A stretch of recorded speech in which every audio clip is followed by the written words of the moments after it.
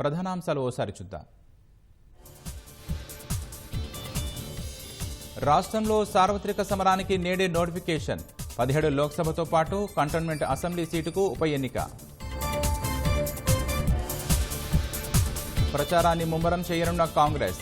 రేపటి నుంచి నామినేషన్లకు హాజరు కానున్న రేవంత్.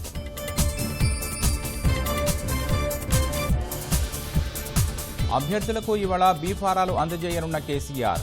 బస్సు యాత్రపైన స్పష్టత ఇవ్వనున్న గులాబీ పార్టీ అధినేత.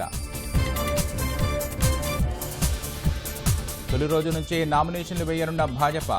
హాజరు కానున్న కేంద్ర మంత్రులు, సీఎంలు.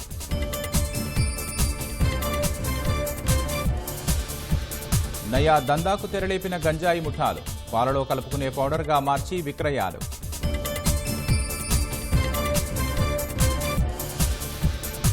ఫోన్పే, గూగుల్ పే ఆధిపత్యానికి చెక్ పెట్టేలా ఎన్పీసీఐ చర్యలు.